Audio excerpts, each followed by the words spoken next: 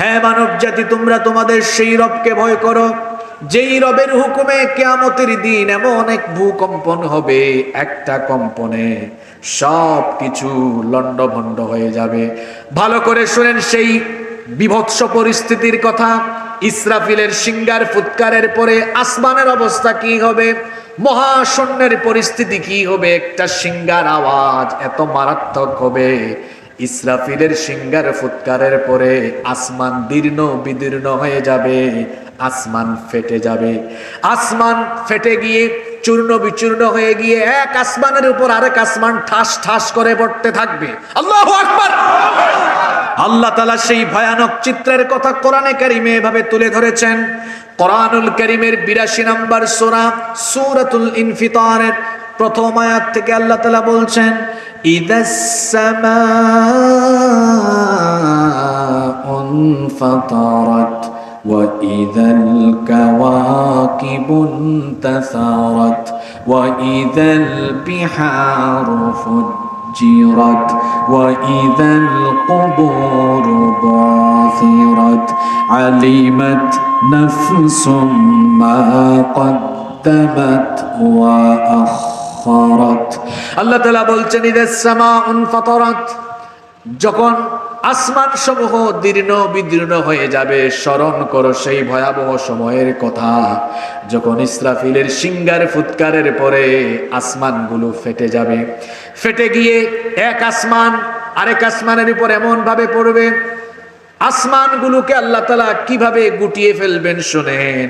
আল্লাহ তাআলা কোরআনুল কারীমের ২১ নম্বর সূরা সূরাতুল আম্বিয়া এর ১০৪ নম্বর আয়াতে বলছেন, ইয়াউমা নাতউইস সামাআ কাতাইয়িস সিজিল্লি লিল কুতুব। কিতাবের পৃষ্ঠার মতো আল্লাহ আসমানকে গুটিয়ে ফেলবেন। একটা টেবিলের মধ্যে ফাইলপত্র খোলার পরে তারপরে যেমন সেগুলোকে আবার গুটিয়ে ফেলা হয়, বুকশেলফে বা তাকে যেমন ফাইল বা বইগুলোকে একটার উপর আরেকটা রাখা হয়, কিতাবের পৃষ্ঠার মতো কিতাবের পৃষ্ঠাকে খোলার পরে যেমন সেগুলোকে আবার গুটিয়ে ফেলা হয়, সাত আসমানকে আল্লাহ একটার পর একটা সবগুলোকে আল্লাহ গুটিয়ে তার কুদরতি হাতের মুঠায় নিয়ে ফেলবেন। আল্লাহু আকবার। গোটা সৃষ্টি জগতে এক ভয়ঙ্কর পরিস্থিতি বিরাজ করবে। আসমানে মহাশূন্যে থাকা সূর্যের অবস্থা কি হবে? গরমের চুটে প্যান্ডেলে না বসে এখানে আপনারা অনেকে বসেছেন, বাবারা শোনেন, যে সূর্যের তাপে আপনারা বাগানে আশ্রয় নিলেন, এসিতে আশ্রয় নিলেন, এই সূর্য হলো পৃথিবী থেকে ১৩ লক্ষ গুণ বড়। সুবহানাল্লাহ। পৃথিবী কত বড়? পৃথিবীর চাইতে সূর্য আরো ১৩ লক্ষ গুণ বড়। এই সূর্য পৃথিবী থেকে ৯,৩০,০০,০০০ মাইল দূরে। সূর্য যে হিট করছে, ৯,৩০,০০,০০০ মাইল দূর থেকে সূর্য তার হিট, সূর্য তার তাপমাত্রা দিচ্ছে। সূর্যকে যে হিট দেওয়া হয়েছে, আজকে বিজ্ঞানের বদৌলতে আমরা জানতে পেরেছি সূর্যকে যে তাপমাত্রা দেওয়া হয়েছে, টেম্পারেচারের পরিমাণ হলো ১,৪০,০০,০০০ সেন্টিগ্রেড। আল্লাহু আকবার। এই ১,৪০,০০,০০০ সেন্টিগ্রেড থেকে কিন্তু পুরোটা সূর্য দেয় না, পুরোটা আসে না। যেমন আজকে কত, আমি স্টেজে আসার আগে খেয়াল করেছিলাম ৩৫ ডিগ্রি, কিন্তু সূর্যকে দেওয়া হয়েছে ১,৪০,০০,০০০ সেন্টিগ্রেড। আপনারা আজকে পাইছেন কত? কথা বলেন না কেন? জোরে বলেন। পাইছেন ৩৫, কিন্তু সূর্যকে তো আল্লাহ দিয়েছেন ১,৪০,০০,০০০। ৩৫ ডিগ্রিতে আপনারা দিশেহারা, গাছের নিচে আশ্রয় নিয়েছেন। পুরোটা আসলে আমরা কি বেঁচে থাকতে পারতাম নাকি? আল্লাহর দয়া আমাদের উপরে কম না বেশি? সূর্যের আলো যেন পুরোটা পৃথিবীতে না আসে, এজন্য আল্লাহ কি করেছেন শোনেন। বায়ুমণ্ডলে আল্লাহ তাআলা প্রতিবন্ধকতা সৃষ্টি করেছেন। বিজ্ঞানের বদৌলতে আমরা আজকে এগুলো জেনেছি। আসমান সমূহে বায়ুমণ্ডলীয় অনেক স্তর আল্লাহ সৃষ্টি করেছেন, সেগুলোকে বিজ্ঞান বলে স্ট্রাটোস্ফিয়ার, ট্রাপোস্ফিয়ার, আইনোস্ফিয়ার, ম্যাগনেটোস্ফিয়ার, এক্সোস্ফিয়ার, এরকমের অনেকগুলো ফিল্টার বা স্তর আল্লাহ বায়ুমণ্ডলে স্থাপন করেছেন। এজন্য সূর্যের আলো সরাসরি দুনিয়াতে আসে না, ওই ফিল্টারগুলোতে বাধাপ্রাপ্ত হয়ে, পিউরিফাইং হয়ে হয়ে ফিল্টার গুলোতে সূর্যের আলো পিউরিফাইং হয়ে হয়ে হয়ে হয়ে যতটুকু টেম্পারেচার আসলে পরে দুনিয়ার উদ্ভিদ প্রাণী মানুষ সবাই বেঁচে থাকবে, ততটুকু আলো আল্লাহ দয়া করে পাঠান। কিয়ামতের দিন যখন ইসরাফিল তার সিংহায় ফুৎকার মারবে, ইসরাফিলের সিংহার ফুৎকারে আসমান শুধু ফাটবে না, সূর্য ফেটে চূর্ণ বিচূর্ণ হয়ে যাবে। আল্লাহু আকবার। সূর্য টুকরা টুকরা হয়ে যাবে। সূর্যের পরিস্থিতি তখন কি হবে? আল্লাহ তাআলা কোরআনুল কারীমের 81 নম্বর সূরা সূরাতুত তাকবীরের শুরুতেই বলেছেন, ইদাশ শামসু কুওয়িরাত ওয়া ইদান নুজুমু কাদারাত ওয়া ইদাল জিবালু সুয়িরাত। আল্লাহ তাআলা বলেছেন, স্মরণ করো সেই সময়ের কথা যখন সূর্য নিষ্প্রভ হয়ে যাবে, সূর্য আলোহীন হয়ে যাবে।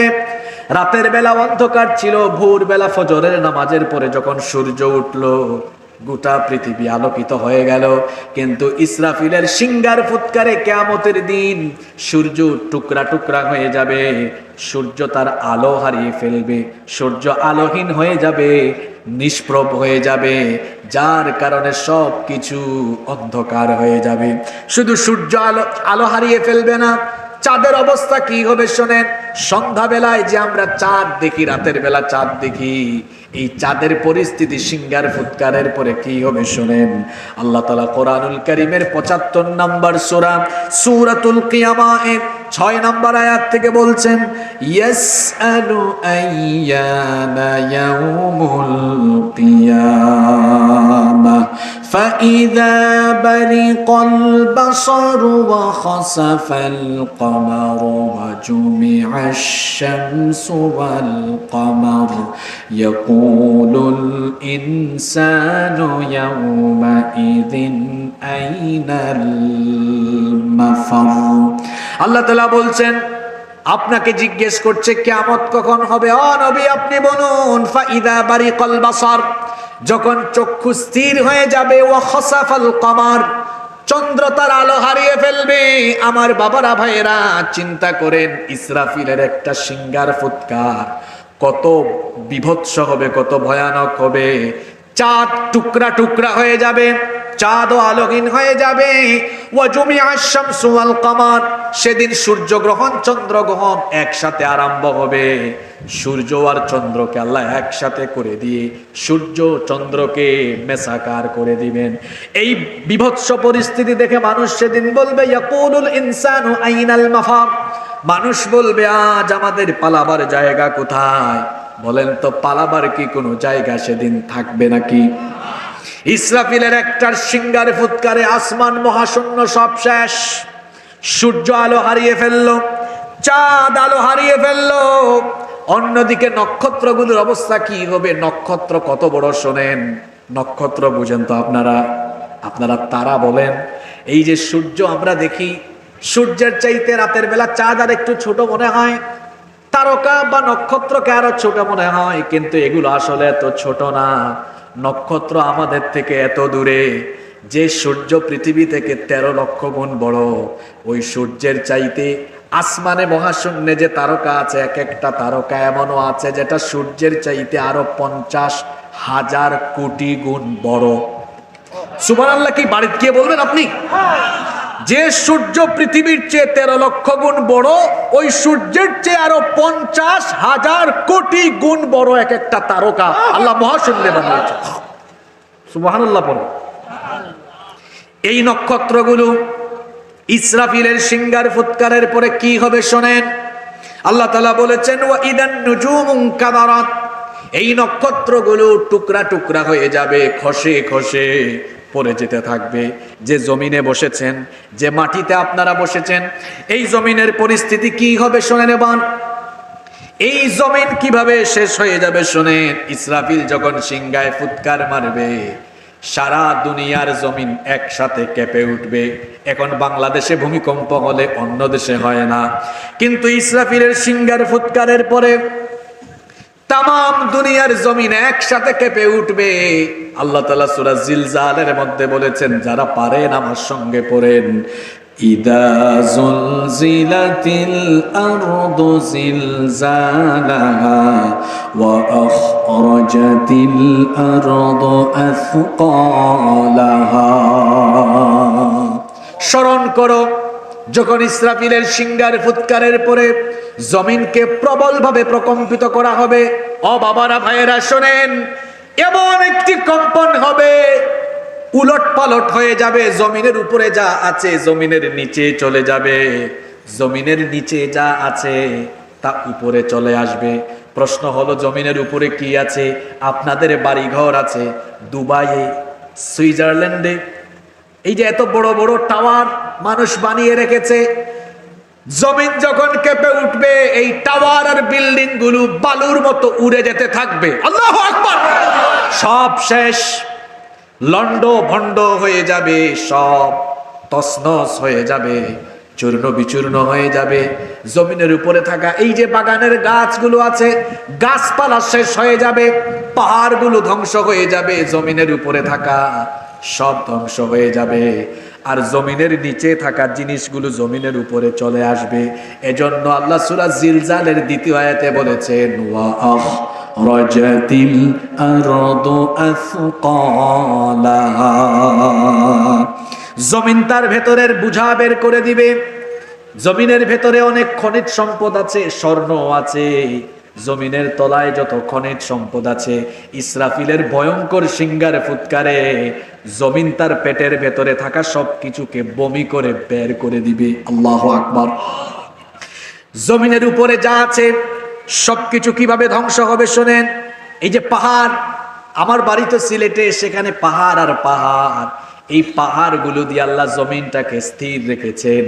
এজন্য আল্লাহ তাআলা কোরআনে কারিমে বলেছেন, ওয়াল আরদা মাদাদনাহা ওয়া আলকাইনা ফিহা রাওয়াসিয়া ওয়া আমবাতনা ফিহা মিন কুল্লি যাওজিন বাহিজ। আল্লাহ তাআলা বলছেন, জমিনকে আমি বিছানার মতো বিছিয়ে দিয়েছি। এই যে জমিনে আপনারা আছেন, এই জমিন বিছানার মতো। আল্লাহ বলছেন এটা হেলাদুলা, নড়াচড়া করবে। এটা যেন নড়াচড়া না করে, এটা যেন অস্থির হয়ে না যায়, তোমাদেরকে নিয়ে পড়ে না যায়।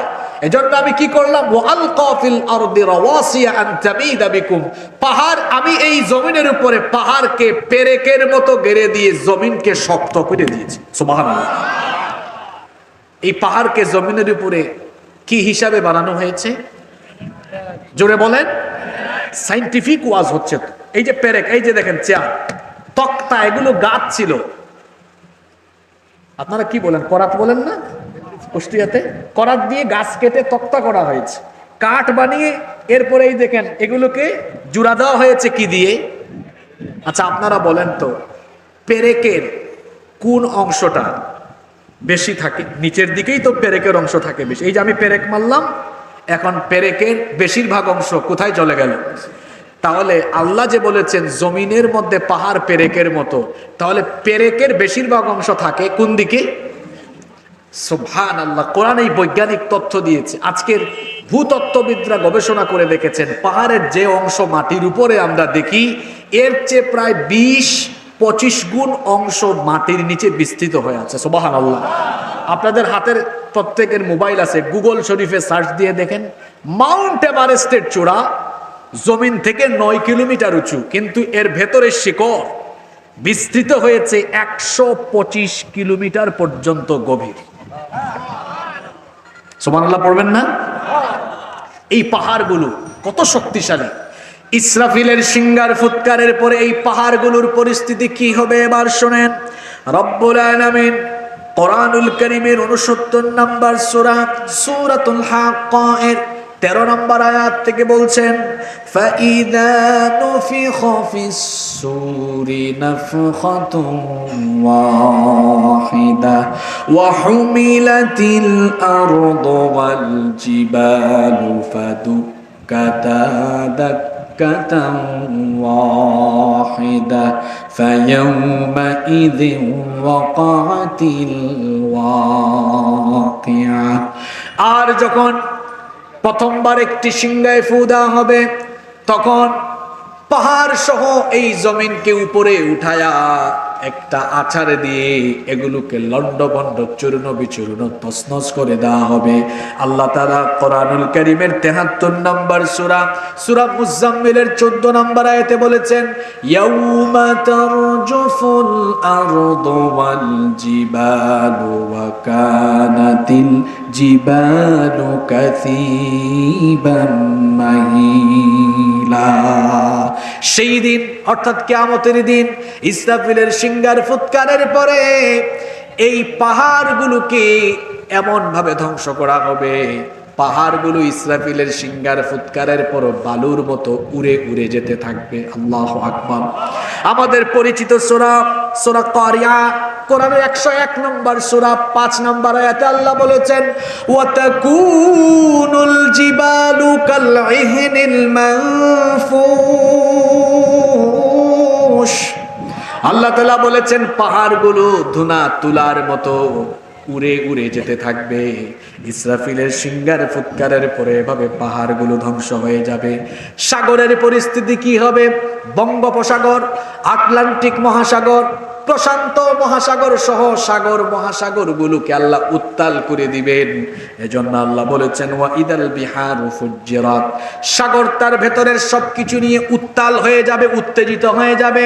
ইসরাফিলের সিংহার ফুৎকারের পরে সাগরের তলার মাটি ফেটে যাবে, সব পানি নিচের দিকে চলে গিয়ে পানির যে মূল উপাদান অক্সিজেন আর হাইড্রোজেন যখন একসাথে হয়ে যাবে, তখন আল্লাহ বলেছেন, ওয়া ইদাল বিহারু সুজ্জিরাত। সাগরের মধ্যে আগুন লেগে যাবে, সাগরের মধ্যে আগুন লেগে যাবে। এই রকম করে গোটা দুনিয়া, গোটা জমিন, আসমান জমিন সবকিছু আল্লাহ ধ্বংস করে দিয়ে সবকিছুকে আল্লাহ তার হাতের মুঠায় নিয়ে ফেলবেন। বাহাদুরি দেখান, বাহাদুরি দেখান। আল্লাহর দ্বীনের সাথে বেয়াদবি করেন, কোরআনের মাহফিলের সাথে বেয়াদবি করেন, আলেম উলামার সাথে বেয়াদবি করেন। আল্লাহ তাআলার কুদরত আপনি বুঝেন না, উপলব্ধি করতে পারেন না। আমাদের সমাজে কিছু মানুষ আছে, এরা যখন একটু ক্ষমতা পায় তখন দেখা যায় আল্লাহ রসুলের বিরুদ্ধেও কথা বলতে দ্বিধাবোধ করে না। এমন মানুষ আমাদের সমাজে আছে না নাই? মনে রাখবেন, আল্লাহ ব্যতীত সকলের ক্ষমতা হলো ক্ষণস্থায়ী, কেবলমাত্র একজন চিরস্থায়ী ক্ষমতার মালিক, তিনি কে? এজন্য আল্লাহ ক্ষমতার নামে একটা সূরা দিয়েছেন, সূরার নাম হলো সূরা মুলক। সেই সূরার প্রথম আয়াতে আল্লাহ তার ক্ষমতার কথা বলেছেন। ক্ষমতার বাহাদুরি করো না। তাবারাকাল্লাযী বিয়াদিহিল মুলকু ওয়া হুয়া আলা কুল্লি শাইইন কাদির। সকল ক্ষমতা যার হাতের মুঠায়, তিনি কে? তিনি যাকে চান তাকে ক্ষমতা দেন। ইউসুফ নবীর ভাইরা ষড়যন্ত্র করে তাকে কুয়ায় ফেলে দিয়েছিল, তাকে তারা মেরে ফেলবে। তারা ভেবেছিল হয় ইউসুফ এখানে শেষ হয়ে যাবে, অথবা কেউ যদি তাকে উঠায় তাহলে তাকে গোলাম বানাবে। কিন্তু আল্লাহর পরিকল্পনা ছিল ভিন্ন। আল্লাহ তাআলা তার পরিকল্পনা বাস্তবায়ন করলেন কিভাবে? আল্লাহ তাআলা তার কুদরতি ব্যবস্থাপনায় ইউসুফ আলাইহিস সালামকে সেই অন্ধকার কুয়া থেকে উঠায়া তাকে মিশরে নেওয়া, তাকে মিশরে নেওয়া, এরপরে আল্লাহ তাকে মিশরের ক্ষমতার মসনদে বসায়া দিলে। আবার আল্লাহ যাকে চান জুতার বাড়ি খাওয়ায়া ক্ষমতার চেয়ার থেকে নামাতে পারেন কি পারেন না? সেই ক্ষমতা বুঝি আল্লাহর নাই? কিন্তু আমাদের অবস্থা হলো এমন যে যখন বসে যায় চেয়ারে, উঠে যায় তখন গিয়ারে। মনে করে আমি হামসে বড় কোন হে, উঠি কি বসি, মরি কি বাঁচি, এমন একটা পরিস্থিতি তখন আরম্ভ হয়ে যায়। মনে রাখবেন, এই যে চেয়ার, আমার আগে আমার ভাই কথা বললেন, উনার আগে আরেকজন কথা বললেন। চেয়ার কয়টা? জোরে বলেন। মানুষ একজন না কয়েকজন? কিছুদিন আগে আপনাদের উপজেলা নির্বাচন হলো, দেখেন গত 10 বছর আগে উপজেলা চেয়ারম্যান ছিল একজন, এখন হয়তো আছে আরেকজন। 30 বছর পরে উপজেলা চেয়ারম্যান হবে আরেকজন। কিন্তু বলেন তো, হাজার হাজার বছর আগে আল্লাহ ছিলেন যিনি, এখন কি আছেন না তিনি? জোরে বলেন। হুয়াল আউয়ালু ওয়াল আখিরু ওয়াল যাহিরু ওয়াল বাতিনু ওয়া হুয়া বিকুল্লি শাইইন আলীম। তিনি প্রথম, তিনি শেষ। যখন কিছু ছিল না তখনও তিনি ছিলেন, যখন কিছু থাকবে না তখনও যিনি থাকবেন তিনি কি? এজন্য ক্ষমতার বাহাদুরি দেখাবেন না। আজকে ক্ষমতায় আছেন, কালকে হয়তো ক্ষমতায় নাও থাকতে পারেন। আজকে বাহাদুরি দেখান, এমনও হতে পারে আগামীকাল জুতার বাড়ি খাওয়ায়া বেজ্জত করে আল্লাহ চেয়ার থেকে নামায় দিতে পারে। আল্লাহ পারেন কি পারেন না? সবকিছু যখন ইসরাফিলের সিংহার ফুৎকারে লন্ড ভন্ড হয়ে যাবে, তখন আল্লাহ কি করবেন শুনেন। কোরআনুল কারীমের 39 নম্বর সূরা সূরাতুজ জুমারের 67 নম্বর আয়াতে আল্লাহ বলছেন, ওয়াল আরদু জামিআন কবদাতুহু ইয়াওমাল কিয়ামাতি ওয়াস সামাওয়াতু মাতওয়িয়াতুম বিয়ামিনি সুবহানাহু ওয়া তাআলা আম্মা ইউশরিকুন। আল্লাহ তাআলা বলছেন, এভাবে করে গোটা জমিনকে আমি আমার হাতের মুষ্টিবদ্ধ করে ফেলবো। চিন্তা করুন তো, গোটা জমিনকে আল্লাহ মুষ্টিবদ্ধ করে ফেলবেন, মুষ্টিবদ্ধ করে একটা আছাড় দিয়ে শেষ করে দিবেন। আল্লাহ বলছেন, আসমান সমূহকে আমি ভাঁজ করে আমার কুদরতির হাতে নিয়ে ফেলবো, তামাম দুনিয়া শেষ। শুনতেছেন তো আপনারা? কোরআনের আলোকে আজকে চলছে আলোচনা। আপনারা বলবেন, হুজুর কোন দিকে শুরু করে কোন দিকে নিয়ে যাচ্ছেন? একটু পরে বুঝবেন কেন আজকে এই টপিক ধরেছে। মনোযোগ আছে তো আপনাদের? কষ্ট হচ্ছে না তো? ইসরাফিলের সিংহার ফুৎকারে দুনিয়ার সব মানুষ শেষ, আসমান শেষ, জমিন শেষ, এখন কিছু আর নাই। আল্লাহ তাআলা তখন বলবেন, ইয়া দুনিয়া, হে দুনিয়া, আইনা ইমারুক, তোর বুকের উপরে থাকা মানুষের প্রাসাদ, ঘর বাড়ি, টাওয়ার গুলো কোথায়? আইনা জিবালুক, তোর বুকের উপরে থাকা পাহাড় গুলো কোথায়? আইনা আনহারুক, তোর বুকের উপরে বহমান থাকা ঝর্ণাগুলো আজকে কোথায়? আল্লাহ বলবেন, আইনা আশজারুক, তোর বুকের উপরে থাকা উদ্ভিদ গাছপালা আজকে কোথায়? আইনাল মুতাকাব্বিরুন, তোর বুকের উপরে অহংকার করে বিচরণ করা মানুষগুলো কোথায়? আইনাল জাব্বারুন, তোর বুকের উপরে স্বৈরাচার আর দাম্ভিক যারা ছিল তারা আজকে কোথায়? আল্লাহ যখন প্রশ্ন করবেন কোনো জবাব আসবে না, কারণ জবাব দেওয়ার মতো